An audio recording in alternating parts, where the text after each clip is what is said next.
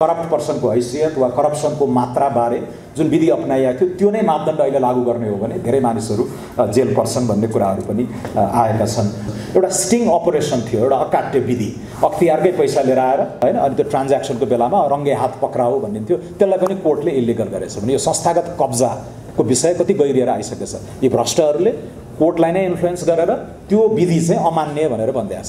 हरेक प्रमुख नियुक्तिमा लेनदेन हुने, लगभग सबै महत्त्वपूर्ण नीतिहरू सेटिङबाट चल्ने, अघि मैले भने नि नियमावली नै संशोधन गरेर लिगलाइज गरेर जाने र त्यो सबैलाई चेक गर्न बसेका सार्वजनिक संस्थाहरू हाम्रा कन्स्टिट्युसनल बडिजहरू हुन्, अरू चेक्स एन्ड ब्यालेन्सेस गर्नुपर्ने हैन लोकतन्त्रका सैद्धान्तिक संस्थाहरू हुन्छ नि, यसले बदमासी गर्यो भने त्यो एक्सेसेसहरू रोक्ने र डेमोक्रेसीलाई एउटा मोडरेटेड गभर्नेन्सको रूपमा अगाडि लाने संस्थाहरू चाहिँ कब्जामा। कसरी? अघि अख्तियारको जस्तै निर्वाचन आयोगको जस्तै भनेपछि हरेक हाई प्रोफाइल नियुक्ति लेनदेन, हरेक नीति सेटिङमा अब सीसीटीभी काण्डदेखि लिएर धेरै मैले हरेकको त्यसको भयो र त्यो रोक्नुपर्ने सार्वजनिक संस्थाहरू पब्लिक इन्स्टिट्युसनहरूको क्षयीकरण कब्जा मार्फत हैन, त्योलाई चाहिँ इङ्गित गर्नलाई यो ग्रान्ड लार्सनी भनेर अलिकति नेपालको हकमा बृहत्तर रूपमा चाहिँ मैले परिभाषित गरेको। इलेक्सनको दरमियान त्यो व्यक्तिहरू गयो गृहमन्त्रीकै कन्स्टिट्युन्सीमा कि हाम्रो पैसा दिलाइदिनुहोस्, उसले भन्यो अहिले हल्लै नगर्नुहोस्, म चुनाव हार्छु, चुनाव पछि म यो दिलाउने प्रक्रिया सुरु गर्छु। किनकि डाइरेक्ट संलग्नता छ। यहाँ तपाईँलाई म बताउँछु, केही म डकुमेन्ट यहाँ देखाउन चाहन्छु। यो गृह मन्त्रालयको पत्र कहाँ छ? परराष्ट्र मन्त्रालयले लेखिएको छ। त्यो पत्र बिचौलियाको हातमा छ, त्यो देखाएर ठगी गरेको हो। दोस्रो, यो मुख्य सचिवले शङ्कर बैरागी गरेको साइनको पत्र हो, गृह मन्त्रालयले लेखिएको पत्र हो, त्यो पनि बिचौलियाको हातमा छ, बिचौलियाले देखाएर ठगी गरेको छ। हेर्नुहोस्, हामी तपाईँको प्रक्रिया अगाडि बढाइरहेछौँ। यो यस्तै आइडी कार्ड बनाएर कि हामी फलानु फलानुको बनाइरहेछु, तपाईँको बनाउँछु, त्यो ठगी गरिरहेको छ। यो ग्लोबल आइमीको चेक हो 90 लाखको, उसले 4 करोड दिँदाखेरि प्रेसर दिएपछि 90 लाख फिर्ता गर्यो, तर त्यो चेक बाउन्स भएछ। त्यो चेक यहीँ छ। अर्को चेक पनि छ 30 लाखको चेकको, यहाँ पनि यो पनि बाउन्स भएछ। यसमा अरबौँ पैसा उठ्या छ। कसले कति पैसा दिएछ?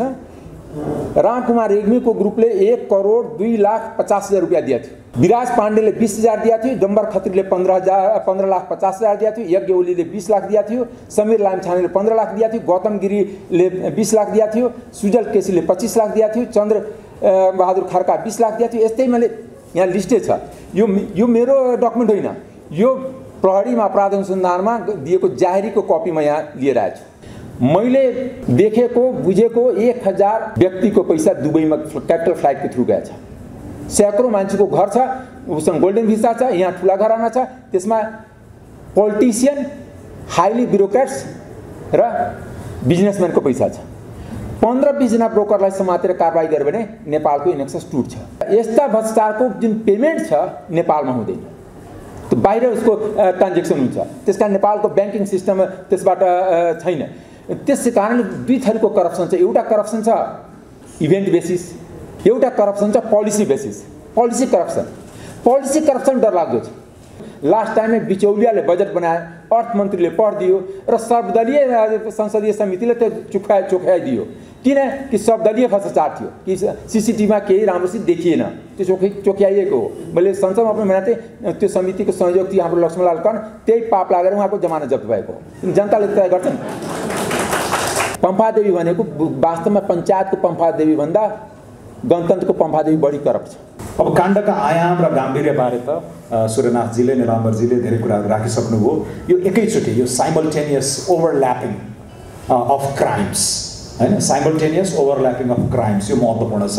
ठगी त हुँदै हो, कृत्य हुँदै हो, भ्रष्टाचार देखिहालियो, मानव तस्करी हुँदै हो, ट्रान्सनेसनल सङ्गठित अपराध पनि देखियो र यो सबैलाई जोडेर यसको गाम्भीर्य चाहिँ राजद्रोहमै सेडिसनमै गएर चाहिँ टुङ्गिन्छ। त्यसको बारेमा धेरै व्याख्या गरिराख्नु परेन। यो सबै ऐनहरूमा, यो सबै राष्ट्रिय अन्तर्राष्ट्रिय हाम्रा अभिसन्धिहरू हैन, हाम्रा मान्यताहरू, युनिभर्सल डिक्लेरेसन अफ ह्युमन राइट्सदेखि लिएर यो सबैमा टेकेर चाहिँ हामीले यसलाई उचाइमै पुर्याउनु पर्छ जस्तो मलाई लाग्छ। यसमा सम्बन्धित विज्ञहरूले धेरै कुराहरू राखिसक्नु भएको छ र यसको इम्प्लिकेसन चाहिँ अब नेपाल एउटा कुवाको झ्यागुता जस्तो हैन, आइसोलेटेड रहेन।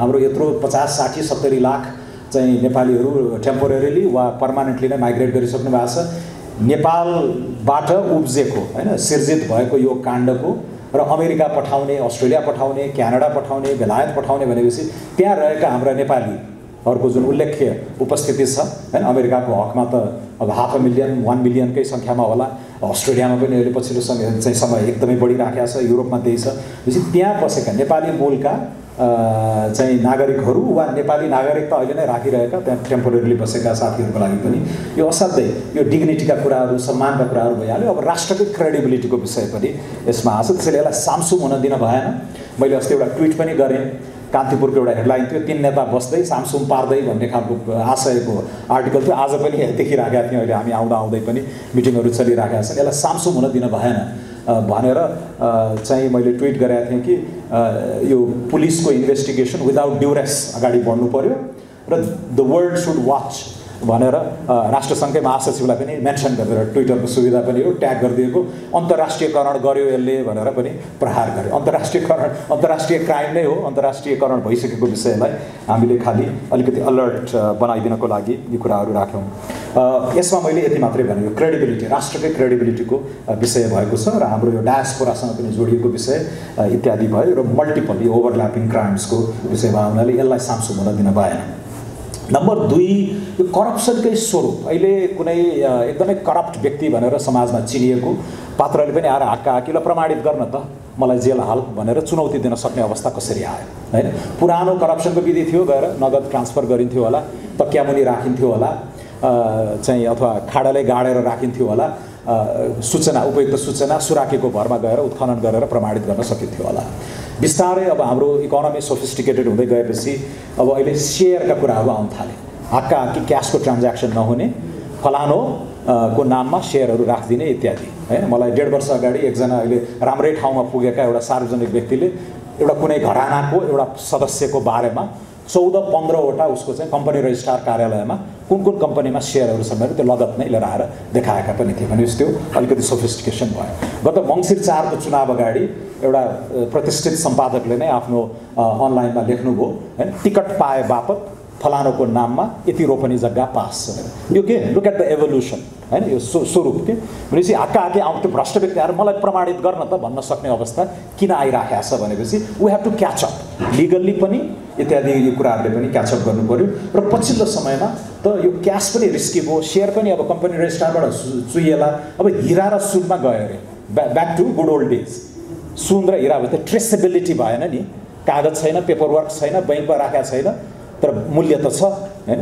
सो हिरा र सुनमा पनि पुग्यो भन्ने चाहिँ मलाई पछिल्लो समयमा आछ हैन त्यसैले यी कुराहरू चाहिँ एकदमै महत्त्वपूर्ण छन् र मलाई लाग्छ अघि सूर्यनाथजीको पालामा भएका काण्डहरू उहाँले केही प्रमुख चाहिँ राजनीतिज्ञहरूलाई उहाँको पालामा चाहिँ दण्डित पनि भए हैन अहिले त्यस बेला दण्डित भएका 1-2जनाले ट्विट गरेको पनि मैले देखिराखेको छु हैन यो आम्दानी र खर्चको जुन विधिबाट हैन करप्सनको हैसियत र करप्ट पर्सनको हैसियत वा करप्सनको मात्राबारे जुन विधि अपनाइएको थियो त्यो नै मापदण्ड अहिले लागू गर्ने हो भने धेरै मानिसहरू जेल पर्छन् भन्ने कुराहरू पनि आएका छन् र यसलाई कसरी प्रुभ गर्ने इत्यादिमा पनि अलिकति चुनौतीपूर्ण यो छ मैले प्रमुख आयुक्तसँगै बसेको थिएँ सूर्यनाथजीको पालामा यस्तो भयो तपाईँ पनि 2-4 जनालाई त जागेर देखाउनुहोस् न भनेको थिएँ मैले क्रुडली भन्दाखेरि अनि मलाई प्रेम राईजीले के भन्नुभयो भने त्यो तपाईँले नाम लिएका अथवा तपाईँले अहिले चर्चामा आएका पात्रहरूको बैंक खाता खोलेर हेर्नुभयो भने त्यो 2 लाख 3 लाख पनि नहुन सक्छ सो यो इभल्भिङ के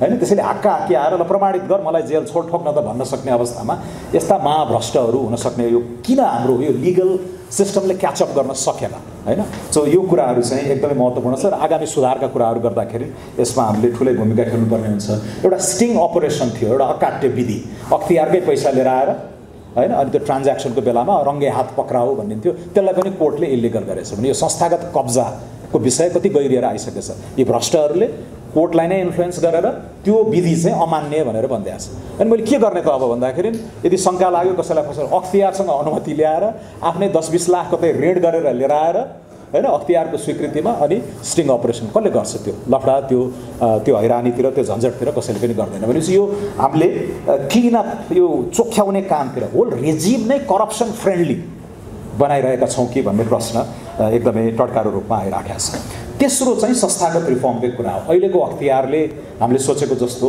हैन करप्सन कन्ट्रोल गर्न सक्छ राजनीतिक नेताहरूले संवैधानिक परिषदमा बसेर भागभण्डा गरेर तैँले प्रमुख आयुक्त लि म 2टा आयुक्त लिन्छु यसरी बाँडेर गर्ने विधिबाट यो कन्फ्लिक्ट अफ इन्ट्रेस्टका कुराहरू त्यहाँनिर असाध्यै इम्पोर्टेन्ट छ। यसमा केही बहसहरू कहिलेकाहीँ आउँछन्, फेरि सेलाउँछ हामी कहाँ लोकपालको मोडलमा जाने हो कि सिधै पार्लियामेन्टतिर अकाउन्टेबल बनाउने विधितिर जाने हो कि यो जुन संस्थागत कब्जा अब हुनुपर्ने थियो सेपरेसन अफ पावर्स होइन, जुडिसियरी लेजिस्लेचर एक्जिक्युटिभको हामी कहाँ त्यो भएन।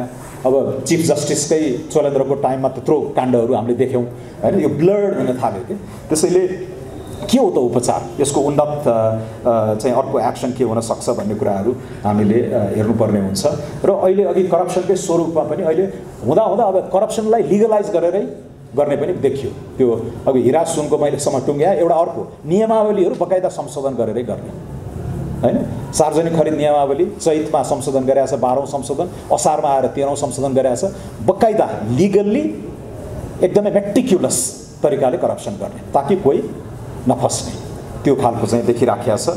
अहिले सेभनको बारेमा धेरै प्रश्नहरू उठिराखेका छन्, यो ग्रान्ड चाहिँ यो सेटिङका कुराहरू होइन धेरै अगाडिदेखि आइराखेका छन्। त्यसैले यो ऐन दफा होइन हरेकमा चाहिँ हामीले त्यो डुबेर यो इन्भेस्टिगेटिभ जर्नलिजमको महत्त्व यहाँ पनि चाहिँ अहिले देखिराखेको छ।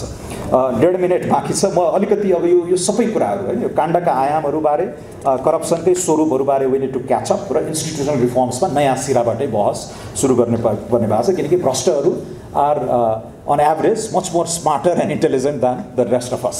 त्यसैले क्याचअप गरौँ र हामी पनि यसमा चाहिँ अगाडि जाउँ। अब तनहुँ 1मा मैले राजनीति सङ्ल्याउने मुद्दा बोकेर गएँ र पहिला जस्तो व्यक्तिगत मेरो छोरालाई जागिर लगाइदेऊ या मेरो आँगनै छोएर बाटो पिच गरिदेऊ भन्ने अलि थोर बहुत आए त्यस्ता मागहरू पनि, तर देशै सपार्नुहोस् है भन्ने खालको माग थियो। सो इन द्याट रिगार्ड हाम्रो डेमोक्रेसी पनि अलिकति मच्योर भइराखेको र मान्छेको एक्सपेक्टेसन पनि देशै सही ट्र्याकमा आएपछि अरू कुरा त तफसिलमा हुन् भन्ने खालको त्यो एक्सपेक्टेसन देख्दा मलाई खुसी पनि लाग्यो। र 3टा कुरा यो पहिला भनिन्थ्यो, स्पेसली पहाडी जिल्लाहरूमा मधेसमा एउटा खालको भाष्य छ कसरी चुनाव जित्ने भन्ने, सायद अमरेशजीले अलिकति भन्नु होला। पहाडमा चाहिँ मलाई जहिले पनि वार्न गरिएको थियो, इटा बिटा ठिटा होइन, इटा पनि चाहिन्छ, बिटा पनि चाहिन्छ, ठिटा पनि चाहिन्छ, यो बिना तपाईँ चुनाव लड्ने आँटै नगर्नुहोस् भन्थे। हामीले त्यो मोडेललाई परास्त गरेन यसपालि होइन, न इटा न बिटा न ठिटा, एकदम सोचफुल किसिमले। So that's good news for अब 84 सालको आम चुनाव र हाउ वी गो फर। अर्को यो पोजिटिभ एजेन्डा र नेगेटिभ एजेन्डा, मैले मेरो विपक्षीहरूको नामै लिएन उच्चारणै गरिनँ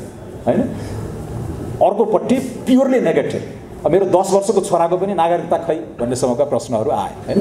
अनि सारा खोजेछन् यिनीहरूले, यति सृजनशील यति कल्पना चाहिँ गरेर वर्स्ट आरोपहरू पनि त्यति। अब मैले उत्तर दिउँला भन्दै थिएँ, साथीहरूले यो नचला भने त्यतिकै सामसुम भयो, तर त्यो उत्तर दिन पाएको भए झन् मेरो अझै भोट बढ्थ्यो होइन।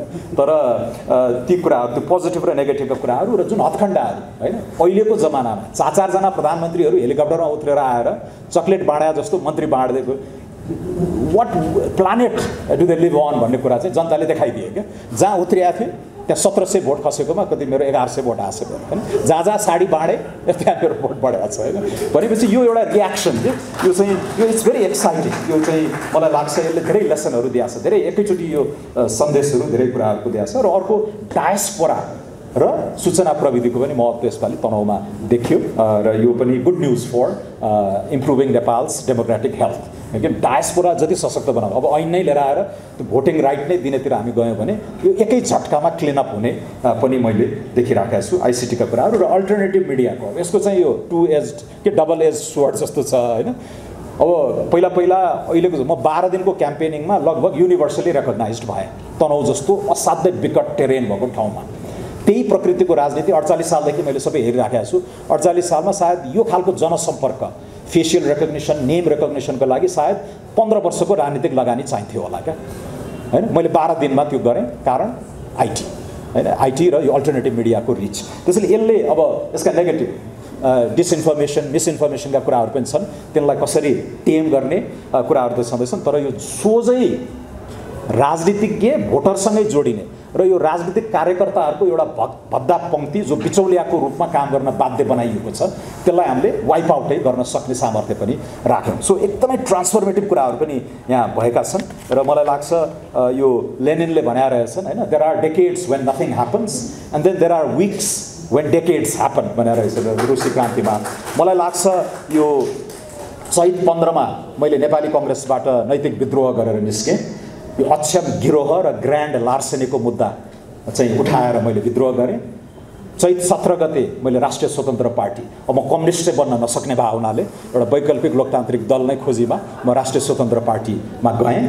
चैत 19 गते म तनहुँ टेकेँ। चैत 20 गते मैले आफ्नो दाखिला गरेँ।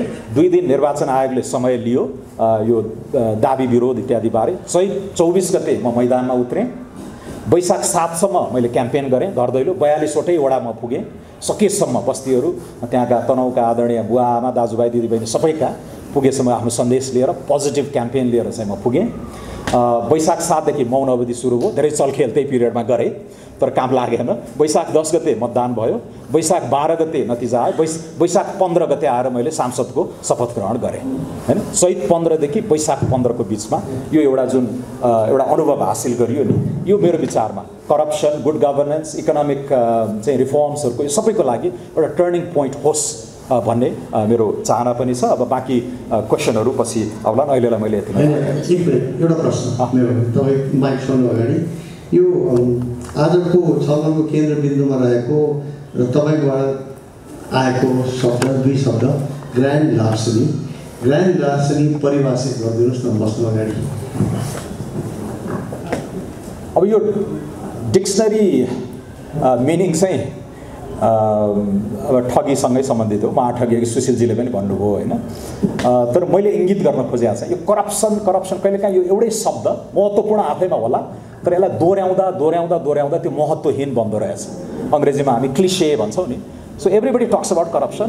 नेपालीमा पनि भ्रष्टाचार हुनु त्यो कहिलेकाहीँ एउटा फ्रेशनेस ल्याउन सकियो भने अलिकति राम्रो हुन्छ भनेर मैले योभन्दा अगाडि एउटा 32 मिनेटको मेरो करप्सन बारे, ललिता निवास काण्ड इत्यादि बारे चाहिँ बोलेको एकजना पूर्व सचिव रामकुमार शर्माको भ्रष्टाचार सम्बन्धी किताब। अहिले 2टा सचिवले एउटा राम्रो किताब लेख्नु भएको छ भ्रष्टाचार सम्बन्धी। शरदचन्द्र पौडेल जसलाई गलत किसिमले फसाइएको थियो, उहाँले पछि निवृत्त भएपछि एउटा ठुलो भ्रष्टाचारको एउटा ठुलो किताब लेख्नुभयो। अर्को रामकुमार शर्मा उहाँले पनि लेख्नु भएको थियो। मैले त्यो दुईटैलाई इंगित गरेर त्यो कार्यक्रममा चाहिँ बोलेको। यसलाई चाहिँ मैले अलिकति यो हरेक नियुक्तिमा, हरेक प्रमुख नियुक्तिमा लेनदेन हुने, लगभग सबै महत्त्वपूर्ण नीतिहरू सेटिङबाट चल्ने, अघि मैले भने नि नियमावली नै संशोधन गरेर लिगलाइज गरेर जाने र त्यो सबैलाई चेक गर्न बसेका सार्वजनिक संस्थाहरू हाम्रा कन्स्टिट्युसनल बडिजहरू हुन्। अरु चेक्स एन्ड ब्यालेन्सेस गर्नुपर्ने हैन लोकतन्त्रका सैद्धान्तिक संस्थाहरू हुन्छ नि। यसले बदमासी गर्यो भने त्यो एक्सेसेसहरू रोक्ने र डेमोक्रेसीलाई एउटा मोडरेटेड गभर्नेन्सको रूपमा अगाडि लाने संस्थाहरू चाहिँ कब्जामा। कसरी? अघि अख्तियारको जस्तै, निर्वाचन आयोगको जस्तै भनेपछि हरेक हाई प्रोफाइल नियुक्ति लेनदेन, हरेक नीति सेटिङमा अब सीसीटीभी काण्डदेखि लिएर धेरै मैले हरेकको त्यसको भयो र त्यो रोक्नुपर्ने सार्वजनिक संस्थाहरू, पब्लिक इन्स्टिट्युसनहरूको क्षयीकरण कब्जा मार्फत हैन। त्योलाई चाहिँ इंगित गर्नलाई यो ग्रान्ड लार्सनी भनेर अलिकति नेपालको हकमा बृहत्तर रूपमा चाहिँ मैले परिभाषित गरेको। आजको यस कार्यक्रम का आयोजक लाई म धन्यवाद दिँदै केही शब्द राख्न चाहन्छु। वास्तवमा यो मानव तस्करी मुद्दा मात्र होइन, यो राष्ट्रको क्रेडिबिलिटीको कुरा हो। हाम्रो राष्ट्रको क्रेडिबिलिटी वर्ल्डमा कसरी जाने, यो ठगी मुद्दा मात्र होइन, करप्सन मुद्दा मात्र होइन, यो एउटा बिचौलिया तन्त्र कसरी हावी भएछ हाम्रो राष्ट्रमा त्यसको आइना मात्र, एउटा एक्जाम्पल मात्र हो। यस्ता सबै किनकि म यहाँ केही डकुमेन्ट लिएर प्रस्तुत भएको एउटा केस स्टडी पनि छ। मैले बारम्बार सञ्चारकर्मी साथीहरूलाई के भनिरहेको छु कि म 100वटा फाइल अध्ययन गरिरहेको छु। 100वटा फाइलमध्ये एउटा फाइल एउटा यो मानव तस्करीको मुद्दामै एउटा केस स्टडी जाहेरी सहित र इभन राज्यको बिचौलियाको पहुँच कसरी मन्त्री परिषददेखि लिएर गृह मन्त्रालयदेखि लिएर परराष्ट्र मन्त्रालय सबैको पत्र उसको हातमा छ।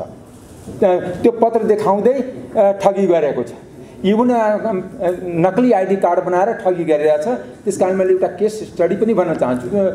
कारण कि हामी यो 15 वर्षमा जुन हामी एउटा लोकतन्त्र बनाए, लोकतन्त्र कन्भर्टेड केमा भयो? दलतन्त्रमा भयो। लोकतन्त्र दलतन्त्र फरक कुरा हो। लोकतन्त्र रुल अफ लबाट चल्छ, दलतन्त्र रुल बाई ल चल्छ। दलपतिले जे भन्छ त्यही कानुन हुन्छ। त्यो हाम्रो दलतन्त्रमा कन्भर्ट भएछ। म यहाँ सम्पूर्ण बुद्धिजीवी साथीहरूलाई म के आग्रह गर्न चाहन्छु भने हाम्रो लोकतन्त्र होइन। किन 15 वर्ष म लगातारै सांसद भइरहेको छु, त्यसकारण म त्यहाँ देखिरहेको छु कसरी दलपतिले कब्जा गर्छ। दलपति कब्जा गर्ने एउटै टुल हो, इफेक्टिभ टुल, करप्सन गर्ने, पैसा एकुमुलेट गर्ने, किनबेच गर्ने र त्यसबाट कसैलाई त्यससँग कम्पिट गर्न नसक्ने। होल अथोरिटी करप्सनमा इन्भल्भ छ। मैले यो करप्सनको इस्युले त्यस कारणले हामी युएनको एउटा मेम्बर पनि हो। यो करप्सनको कारणले खास गरी भुटानी रिफ्युजीको स्क्यामको कारणले जो नेपालीहरू ड्यू प्रोसेसबाट बाहिर गएछ त्यसमाथि पनि क्वेसन र सस्पिसन डाउट भइरहेछ र पहिला जुन लिगल प्रोसेसबाट भुटानी शरणार्थी रिफ्युजी गएछ त्यसमाथि पनि क्वेसन उठिरहेछ किनकि अमेरिकामै एफबिआईहरूले इन्भेस्टिगेसन स्टार्ट गरेछ जो सुनिन्छ। त्यो भन्दा पनि मैले के भन्न खोजेको भने यसमा सानो माछा मात्र समातिएको छ। यदि पूर्व गृहमन्त्रीलाई ठुलो माछा भनिन्छ भने यो सञ्चारकर्मी अथवा हाम्रो बुद्धिजीवीहरूको भुल हुनेछ। म तपाईँलाई यसमा कारण बताउन चाहन्छु। योभन्दा पहिला अहिलेको जुन आइजी हुनुहुन्छ उहाँ एसएसपी हुनुहुन्थ्यो। एउटा जाहेरी छ, जाहेरी दिएको मान्छेको नाउँ छ रामकुमार रेग्मी, दाङको मान्छे हुन्। उसले सन्देश शर्मामाथि जाहेरी दिएको थियो कहिले 2079 साल अनि 18 गते जेष्ठमा दिएको थियो। त्यो दिएको बेला दुईजना मान्छे समातेको थियो तर गृहमन्त्रीको 18औं आदेशले त्यसलाई छोडियो। त्यो बेला अहिले समातेको गृहमन्त्री थियो त्यहाँ।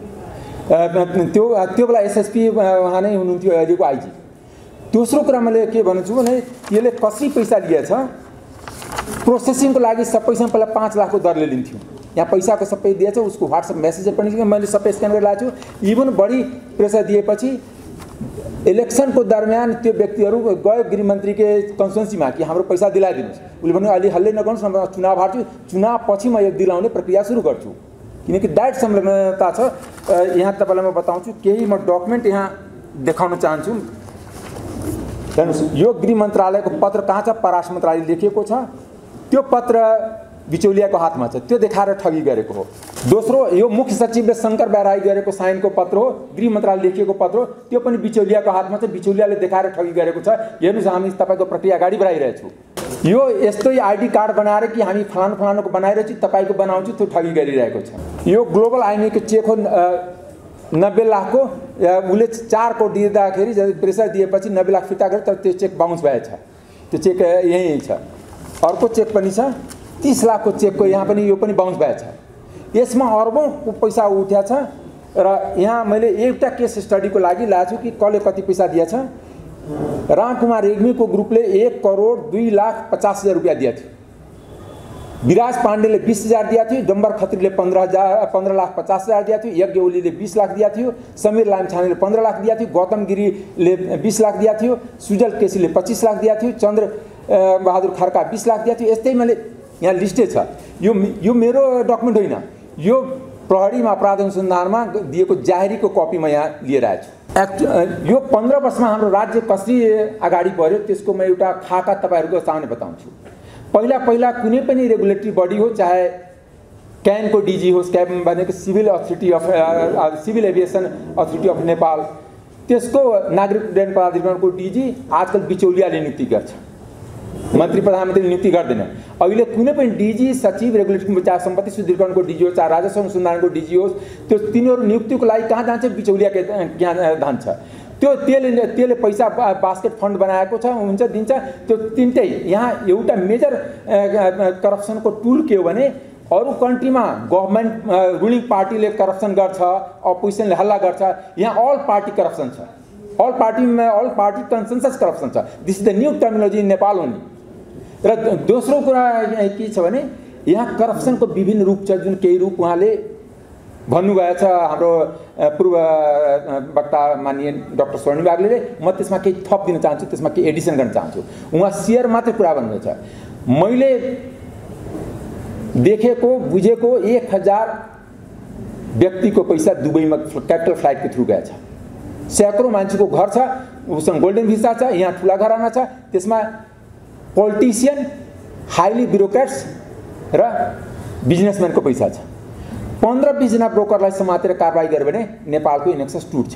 उसले समातेर के इन्ट्रोगेट गर्यो भने तिमी कुन नेतालाई कति पैसा दिएछ, कुन नियुक्तिमा कति गरेछ। त्यसकारणले हरेक नियुक्ति आजको दिनमा उसको टेन्डर छ, त्यसको कस्ट छ, कसले टेन्डर बिड गर्छ। ठुला पैसा म तपाईँलाई बताउँदैछु, चाहे एनटिएको नेपाल टेलिकम अथोरिटीको होस्। र यस्ता भ्रष्टाचारको जुन पेमेन्ट छ नेपालमा हुँदैन, त्यो बाहिर उसको ट्रान्जेक्सन हुन्छ। त्यसकारण नेपालको ब्याङ्किङ सिस्टम त्यसबाट छैन। त्यसै कारणले दुई थरीको करप्सन छ। एउटा करप्सन छ इभेन्ट बेसिस, एउटा करप्सन छ policy basis, policy corruption. Policy corruption डरलाग्दो छ। जस्तै लास्ट इयर तपाईले सीसी मैले बारम्बार भने पनि पार्लियामेन्टमा पनि भने कारण यहाँ पनि भन्छु, लास्ट टाइममा बिचौलियाले बजेट बनाए, अर्थमन्त्रीले पढिदियो र सर्वदलीय संसदीय समितिले त्यो चोख्याइदियो। किन कि सर्वदलीय भ्रष्टाचार थियो कि सीसीटीभीमा केही राम्रोसित देखिएन, त्यो चोख्याइएको हो। मैले संसदमा पनि भनेको थिएँ त्यो समितिको संयोजक थियो हाम्रो लक्ष्मणलाल कर्ण, त्यही पाप लागेर उहाँको जमानत जफ्त भएको हो। जनताले तय गर्छन्। मैले तपाईँहरूसँग के विनम्रता साथ अनुरोध गर्छु कि आजको दिनमा सोशल मिडियाको लाख डिमेरिटको बाद पछि पनि एउटा पावरफुल टुल छ। आजको दिनमा पावरफुल इफेक्टिभ टुल छ। सोशल मिडियाले नै यो करप्सनलाई कारबाही गराउन अगाडि बढिरहेछ। अस्तिको दिन भन्दैछु, यहाँ जम्मैले अरेस्ट भइसकेपछि वाहवाही लिइरहेछ, तर अरेस्ट भइरहेको थिएन। कसरी भयो त्यो म बताइदिन्छु। 3 बजे यहीँ अनि पुलिसको higher officer retired Devendra Subedi हुन्छ, is one of the competent officer honest officer थियो। 3 बजे राति पुलिस गएको थियो, किनकि त्यो बहादुर राय माझी भागेको कारणले पुलिसको मुख पोल्या थियो कि यो पनि भाग छ। त्यस कारण 3 बजे गए, चुकुल लगेर 2 घण्टा फोन घुमाउँदै गयो। देशको सम्पूर्ण अथोरिटी आइजीदेखि लिएर प्रधानमन्त्रीदेखि लिएर सबै। लास्टमा एउटा डिपिएमको फोन उठ्यो र दौडेर गयो। डिपिएम कहाँ गयो? पीएम के यहाँ। कि तुरन्त फेरि पुलिस फिर्ता गर्नुहोस्, गृहमन्त्रीले आदेश दिएर विड्र गर्नुहोस्, न त यो पोजिसन टुट्छ र सरकार जान्छ। पाखुरा सुक्दै गयो। यस्तो भएन भने हामी मान्दैन, पुरा पार्टी हाम्रो विरुद्धमा जान्छ। त्यो भन्दै लास्टमा पीएम कम्पेल भएर फोन पनि गऱ्यो होम मिनिस्टरलाई। तबसम्म पुलिसले के गरेको थियो? ढोका तोडेर अरेस्ट गरेर लगिसकेको थियो। त्यसपछि होम मिनिस्टरको रिप्लाई आयो कि त्यो त टेकु पुगिसकेको छ, त्यो नपुगेको भए त्यो दिन। त्यस कारणले यो घटनामा यदि हामी सञ्चार माध्यमलाई म विशेष अनुरोध गर्न चाहन्छु, तपाईहरू सजग रहनु। यहाँ नागरिक समाजको सतर्कता र यसलाई वाच गर्ने टेन्डेन्सी रहेन भने यो त्यतिकै थाम्थुम हुन्छ। यो 3 दलको नेता, शीर्ष नेताको मिटिङै त्यसैको लागि हुन्छ। कसरी यसबाट निस्किने? किनकि यो अगाडि बढ्यो भने अहिलेको एक्जिस्टिङ लिडरसिप, 3 पार्टीको लिडरसिप स्टेकमा छ। न्यू लिडरसिप इमर्ज हुन्छ। यो घटना टर्निङ पोइन्ट, नेपालको पोलिटिकल टर्निङ पोइन्ट हो। नेपालको यसको लार्जर कन्टेक्स्टको लार्जर पिक्चरमा अहिले भन्न चाहन्छु, नेपालको न इकोनोमी नेपालीको हातमा छ, न नेपालको डेमोक्रेसी नेपालीको हातमा छ। दुईटै डेमोक्रेसी पनि विदेशीको हातमा कन्ट्रोल छ। किन कन्ट्रोल छ? इन्डाइरेक्टली। किन लिडरहरू तिनीहरूको टुल्स छन्, तिनीहरूको इन्फ्लुएन्समा काम गर्छन्, तिनीहरूको इन्ट्रेस्टमा काम गर्छन्। र दोस्रो, इकोनोमी पनि जुन रियल नेपाली छ उसको हातमा छैन। त्यस कारणले इकोनोमी जबसम्म हातमा हुँदैन र कम्प्लिट जुन 15-20 वर्षमा जुन बिचौलिया तन्त्र डेभलप भएको छ, पहिला पनि करप्सन थियो, तर नेताहरू डाइरेक्ट लिन्थ्यो। चुनावको लागि 1 लाख, 2 लाख, 5 लाख, 10 लाख लिन्थ्यो। अहिले के भएको छ भने करप्सनको जुन साइज यति भइरहेको छ, अरबौँमा करप्सन हुन्छ। म एउटा इक्जाम्पल दिन चाहन्छु। एनसेलको जो मूल कम्पनी छ एक्जियाटा कम्पनी छ, जसको 80% सेयर छ। त्यसको हेडक्वार्टर मलेसियामा छ। त्यहाँ 75 करोडको डिल भए चाहिँ बेला पहिला प्रधानमन्त्रीको छोरा गएर 12.5 करोड बुझेर कि जुन 2029 मा उसको जनवरीमा नेपाल सरकार ह्यान्डओभर गर्नुपर्छ बुट सिस्टमबाट बनेको बिल्ड अपरेट एन्ड ट्रान्सफर। त्यो ट्रान्सफर गर्ने नेपाल सरकार कहिले 2029 आपको 6 वर्षभित्रै ट्रान्सफर गर्नु, 2029 को जनवरीमा ट्रान्सफर गर्नु। त्यसलाई ट्रान्सफर नगर्नलाई अझ अनदर तरिकाले 25 वर्ष थप्नको लागि अर्को कम्पनी नामाकरण गरेर अर्कोलाई टेक ओभर गराएर त्यो गर्नलाई 75 करोडको कमिटमेन्ट छ। त्यो 12 करोडको अति पेड पनि भइसक्यो। यस्ता कुराहरूलाई हामी नजर ट्र्याकिङ गरिराखेका हुन्छौँ। यो जुन जति करप्सनको इस्यु छ, करप्सन इज नट ओन्ली, यसले के हुन्छ यहाँको शिक्षा बिगाडिदियो, यहाँको हेल्थ बिगाडिदियो, यहाँको इन्फ्रास्ट्रक्चर बिगाडिदियो, यहाँको समाजलाई बिगाडिदियो अनि सोसल फ्याब्रिकलाई तोडिदियो। किनकि आज युवाहरू विदेश नि बाध्य छ। Corruption is not only corruption, corruption is the यसको इम्प्लिकेसन लार्जली हरेक सेक्टरमा परेको छ। करप्सनको कारणले यहाँको government education system means public education system completely ध्वस्तमा छ, कोमामा छ। गभर्मेन्ट हेल्थ सिस्टम कम्प्लिटली कोमामा छ र गरिबको छोराछोरी विदेशी नै बाध्य छ। त्यस कारणले र त्योभन्दा अर्को करप्सनको एउटा रूप के छ भने यहाँ बस्ने आफ्नो छोराछोरीलाई हुने खानेको कुरा गर्दैछु। 2 थरीको छ। त्यसको छोराछोरी विदेश जाने, यहाँबाट हुन्डीबाट पैसा आने। 10-20 जना हुन्डी व्यापारीलाई कारबाही भयो भने त्यसैबाट थाहा हुन्छ कि कति करप्सन भइरहेछ।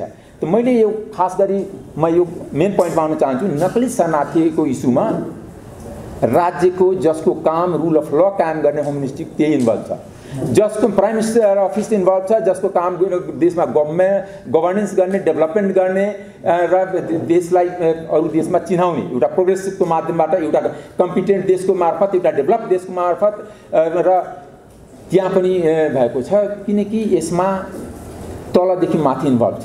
माथि यदि डाइरेक्ट इन्भल्भमेन्ट भएको भए बिचौलिएको हातमा। त्यस कारण यो एउटा इक्जाम्पल हो। यस्ता दसौँ केस छ कि कसरी गभर्मेन्ट अथोरिटीको all document in hand with बिचौलिया बार्गेनिङको लागि देखाउनको लागि कि look I have so access with prime minister and party leader and such powerful minister, so you can pay me and I your work complete हुन्छ। त्यो भन्दै अगाडि बढेको छ। त्यस कारण अहिलेको च्यालेन्ज के हो भने मैले देखिरहेको छु, एकदम नजिकबाट निहालिराखेको पनि छु, किनकि यो घटनाको उठान मैले अस्ति संसदमा अर्थबस्त भएको थिएँ। त्यो कुनैमा आवेशमा आएको थिएन या कुनै मूर्खताले पनि आएको होइन। म एउटा पढे लेखेको बुद्धिजीवी हो, तर मैले एउटा फ्रेज छ पोलिटिकल साइन्समा पार्लिमेन्ट्री डेमोक्रेसीको लागि। यो पार्लिमेन्ट कम्प्लिटली नेकेड छ, न्युड छ, म हाफ नेकेड भएँ। किनकि पार्लिमेन्टले त्यसको पनि म भन्दैन चाहिँ यहीँ हाम्रो वहीँ स्वर्णिमजीसँग पनि भेट्न गएको थिएँ। आज संसदलाई बोल्ने छैन, पहिले डिसिजन गरिसकेका थिए। एउटा पार्लिमेन्टमा एउटा कमिटी हुन्छ, त्यसलाई कार्य व्यवस्था समिति भन्छ कि दलहरूको आज सांसदहरूलाई बोल्न नदिने, करप्सन केसमा बोल्न नदिने। मतलब मैले भने कि म त्यस्तो स्ल्याब होइन कि राष्ट्रपतिको पत्र सुन्नको लागि यहाँ आएको। म त मेम्बर अफ पार्लिमेन्ट हो, जनताको प्रतिनिधि, मलाई त्यो विषयमा बोल्न दिनुपर्छ। सभामुखले श्रीमती एक दिन त हल्ला गरेर पनि अर्को दिन पनि पहिले उहाँहरू निर्णय गर्नुहुन्छ, किनकि यो अल पार्टी करप्सनलाई ढाकछोप पार्लिमेन्टबाट नै हुन्छ। तपाईँले पार्लिमेन्टलाई जुन भन्नुहुन्छ कि एकदम अटोनोमस छ, पिपुल रिप्रेजेन्टेटिभ छ, आई डोन्ट फिल द्याट। किनकि नेपालको पार्लिमेन्ट आफैमा सबभन्दा विकेस्ट पार्लिमेन्ट हो, निरीह हो र दलपतिको खुट्टासँग बाँधिएको। अनि किनकि त्यो दलपतिले डिसाइड गर्छ कि उसको इन्ट्रेस्टबाट चल्छ, हात उठाउने मात्र पार्लिमेन्ट हो। संयोगले मैले यसपालि इन्डिपेन्डेन्ट हुन पाएँ, न त यदि म पनि काङ्ग्रेसको पार्लिमेन्टेरियन भएको भए यो बोल्न पाउँथेन या सत्य जनताको अगाडि राख्न पाउँथेन।